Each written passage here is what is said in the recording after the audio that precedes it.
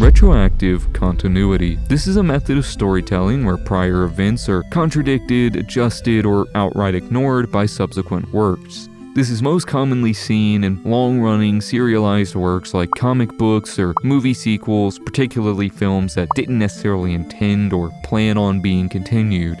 A notable example would be something like the 2018 Halloween, a direct sequel to the first film in the franchise that elected to ignore all the other 9 films in between them. Also, this was the 3rd movie in the series to be called just Halloween. What is going on in this franchise? This is a rather controversial literary device. It's often seen as lazy or amateurish, an easy scapegoat for those who've written themselves into a corner. So why then is it being spoken of in the same breath as Five Nights at Freddy's? After all, Scott Cawthon is the greatest writer on Earth, one who makes J.R.R. Tolkien look like a mere worm in comparison. Tolkien, who was also a perpetrator of a noteworthy retcon. He went back and rewrote the scene in which Bilbo encounters Gollum in his book The Hobbit, reprinting it as a new edition, also that his sequel series, The Lord of the Rings, would make more sense. So surely then, a writer of such renown, of such legendary status as Scott, couldn't possibly be guilty of something like this. Well, I'm afraid that even literary geniuses like Mr. Cawthon are not immune to the occasional falter. And like many evil things in this world, it all ties back to Reddit. You see, in the early days of the series, fans were quick to cling on to FNAF's unique style of storytelling, all scrambling to put the pieces together to solve the mysteries presented. And something they were also quick to accept was the fact that, definitionally, pretty much the entire story after the first game was retroactive continuity. At the end of the day, Scott never intended to continue the series after the first game, therefore the entire character of William Afton and his storyline was a retcon. He did not exist in the first game. As a matter of fact, FNAF 1 outright stated that the killer had been arrested and convicted. Due to things like this, many fans would kind of just ignore parts of the story for their theories, brushing them off as retcons, something that, evidently, Scott would take issue with. 9 years ago, at the recording of this video, Scott Cawthon would make an infamous post to the Five Nights at Freddy's subreddit titled The Retcon Issue. In this post, Scott would combat the notion that the community could throw around the retcon accusation at whatever inconvenienced them, and he would make a statement that would cement this post in the annals of FNAF history. The truth is, I've done one actual retcon in this series. This post would, or really this one sentence, would splinter through the community in a heartbeat. Many were content to turn it into a joke, to clown on Scott and brush it off as him simply not understanding what a retcon was. You may have even heard people use the phrase ScottCon before for this exact reason, as a way to refer to retcons in the game that weren't the retcon. But another part of the community would cling to this. Despite his claims of how minor and unnoticed the retcon was, many theorists would spend the better part of the next decade trying to find out what the retcon was. Hi, I'm Nick, and I want to preface this by saying that this is not a theory. I'm not here to claim that I have solved it, I have discovered the definitive solution to the one retcon. Instead, this is going to be more of a retrospective, a look back on this whole situation and the many solutions that have been offered over the years. After all, this is the FNAF community. Even something that the literal creator calls out as minor and unimportant is bound to have countless hours of discussion and theorizing surrounding it. So, hang your hat, grab a seat, and stay for a while. We have a lot to cover. Now, when this post was first made, the reception was quite positive. A wave of relief washed over the fandom as they were provided with some ammunition to counter the rampant retcon accusations. And of course, many were quick to begin theorizing as to what the retcon was. There were quite a few people bringing up Springtrap, as Mike Trap was still a pretty big theory at the time, so they were claiming that Michael being Springtrap instead of William was the retcon, or vice versa. Then Scott added an interesting addendum to the post, clarifying that whatever the retcon was very minor, so much so that it hadn't been noticed by the community. This pretty well obliterated the first round of theories, but did open the door for future discussions by providing a sort of guideline for what the retcon could be. 1. It had to be something small that didn't have major story implications long term. 2. It had to be something that wasn't noticed by fans, at least at the time the post was made. And 3. It had to be something done before the post was made, so somewhere between the first game and sister location. One of the most prominent explanations that would come about is actually one I mentioned earlier, the fact that the FNAF 1 newspaper claims that the perpetrator of the MCI was convicted. For those unaware, convicted means that someone was found guilty of a charge and presumably sent to prison. This one makes sense as it was a minor change, but a necessary one if Scott intended to continue the story. And it was only mentioned in an Easter egg and had pretty well been glossed over by the fanbase up until that point. Furthermore, it was pretty easy to brush this off as a simple misuse of the word by Scott. Perhaps he had just meant that someone was arrested for the murders, like we see in the books where William was taken into custody but released due to a lack of evidence as the bodies of the MCI victims were never found.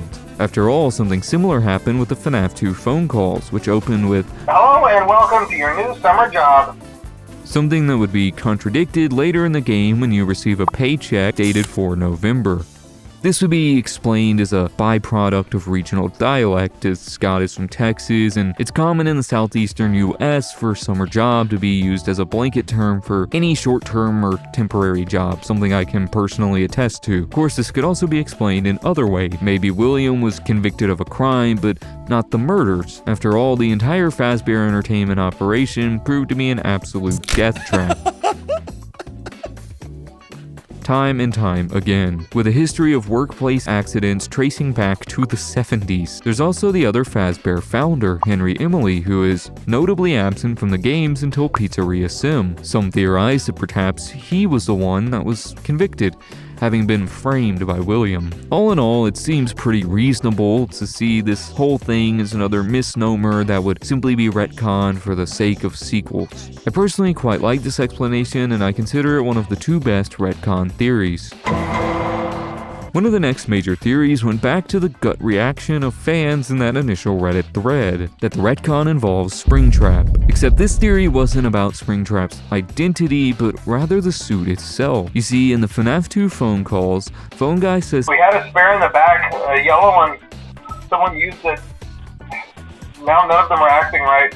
So much so that the entire place is shut down. We also know that in the FNAF 1 newspapers, it's established that the MCI killer wore a mascot suit to lure the children. And in that game, Golden Freddy is in the files as Yellow Bear, the only yellow suit that doesn't contain an endoskeleton, and thus could be worn by someone. So that's pretty much the theory, that Scott initially intended Golden Freddy to have been the suit worn by William during the MCI. This could also explain its strange supernatural behavior in those first two games, as it wasn't possessed by a spirit like the other animatronics, rather it was haunted by the general tragedy, the agony of the murders committed within it. This is further reinforced by its iconic message, or perhaps in this case admission, "It's me." This is a pretty interesting theory and I do like it, but I don't know if it quite fits the bill. While relatively speaking, it is a pretty small change and it was definitely unnoticed, with most of the fanbase pretty well accepting the character of Springtrap without question. I don't think you can really say that it doesn't change the story much. I mean, you're talking about creating an entire new character and completely changing the story and purpose of another. That's a pretty big deal. There's further evidence against it as well, with the fact that FNAF 2 and 3 were made so close together, and Scott's statements regarding how far ahead he planned the story. It's more than likely that the FNAF 2 phone call intended to foreshadow Springtrap. The DCI is a whole can of worms in this community, so I'm gonna try and summarize it as briefly as I can. In the FNAF 2 Save Them minigame, the player can find 5 dead children spread throughout what looks to be the FNAF 2 location. Due to this taking place in the FNAF 2 location, many people began theorizing that this was a separate set of murders from the MCI. It was dubbed the Dead Children Incident, separating it from the Missing Children Incident based on the fact that those bodies were hidden in the animatronics and never found, while the DCI were left strewn about the restaurant. It's theorized that this was done by William intentionally so that the FNAF 2 location would be shut down. This would quickly become a point of contention in the FNAF community, as some would be quick to accept the DCI as another set of murders and tack it on to William's body count, but others would not be so keen, primarily due to the DCI's lack of plot relevance. Even if you believe they possess the toy animatronics, which is a debate in and of itself, those animatronics are destroyed at the end of the game and never heard from again. It simply didn't make sense for there to be another 5 victims whose stories were never really explored or given closure. So this camp would take the stance that the minigame was simply another depiction of the MCI, yet a middle ground would be found between these two. Those who would propose that both were correct. They believed that the DCI had originally intended to be a new set of victims. Then Scott just kind of forgot about them, or at least couldn't figure out how to implement them into the story in a satisfying manner, so he retconned it. Instead, it would just be another depiction of the MCI. Once again, this does come with issues. In this case, it's the fact that this is about as far from unnoticed as possible. This is to this day one of the biggest areas of debate in the community. That's far from the smooth transition Scott implied.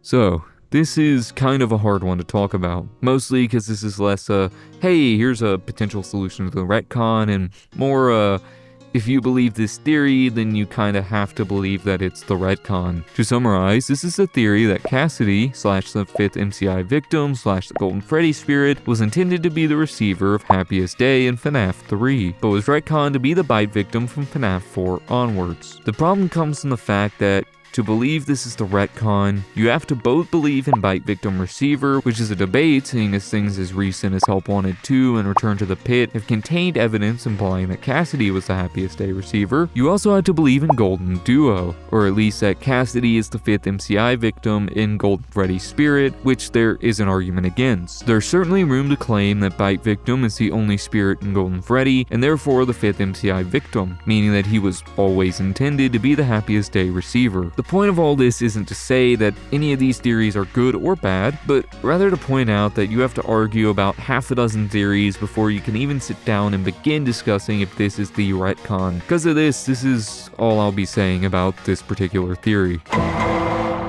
Seeing as FNAF 3 was intended to be the final game in the franchise, tell me if you've heard that one before, there weren't a ton of unresolved mysteries left, yet one that did stand out when heading into FNAF 4 was the Bite of 87. The Bite?! Yeah. An event mentioned in passing during the phone calls of FNAF 1. This mystery was so prominent, in fact, that it became the basis of FNAF 4's advertising. Scott released a series of teaser images of the various animatronics with the text, "Was it me?" with the number 87 being hid throughout the images. It's clear what they were referring to. Who was responsible for the Bite of 87? With all this in mind, players went into FNAF 4 hoping to get answers, and they got this.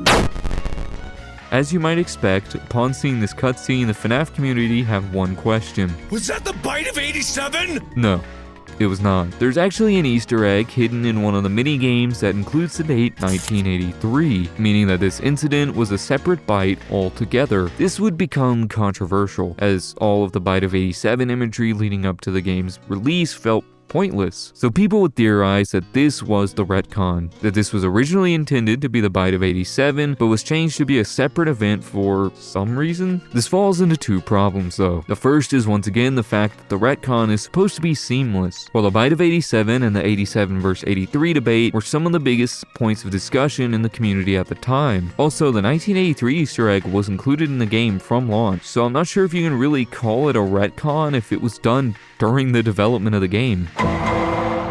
Oh boy, another theory involving Golden Freddy. This theory proposes that the MCI was originally 5 victims, as we have seen it depicted many times, but was later retconned to be 4 so that Bite Victim could take the place of the Golden Freddy spirit. There's not really much evidence to this one beyond just an alternative to Golden Duo, just sort of a, if Bite Victim is in Golden Freddy, then there can't be an MCI victim in there, and not much else.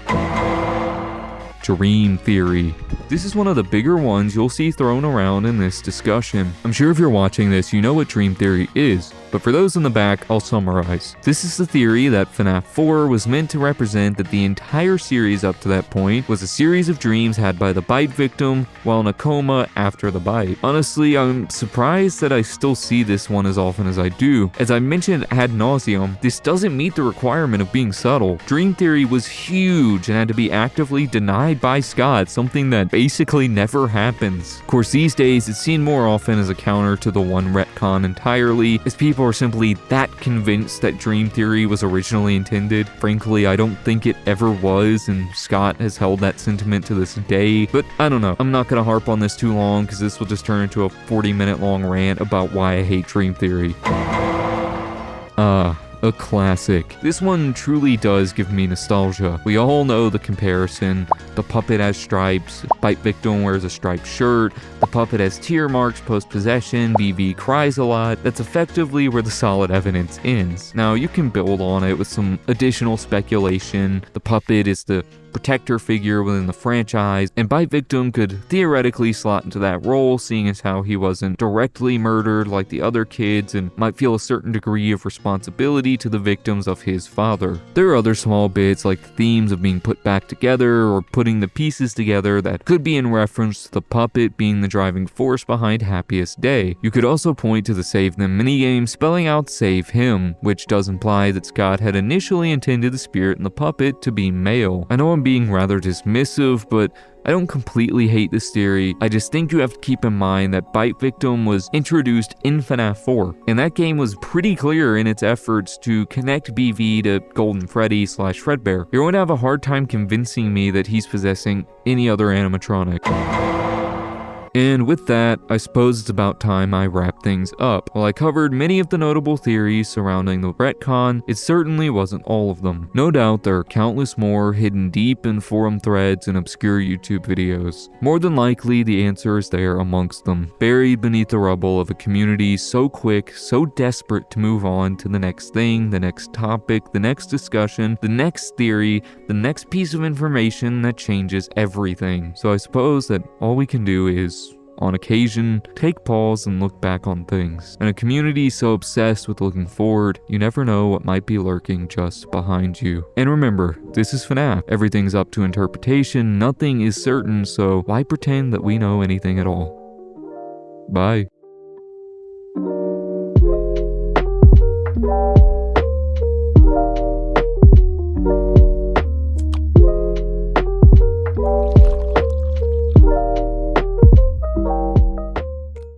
Sorry if my voice is a bit rougher than usual for this one. I have been recording for a while now. I'm trying out a new strategy and recording videos in batches so that hopefully I can put out some stuff more regularly for y'all, or at least upload more than once before I disappear for 6 months. Anyhow, I saved the longest script for last because I'm an absolute genius, so hopefully my voice won't be completely dead by the end. I do not understand how these people put out these like 9+ hour long videos. Absolute madmen.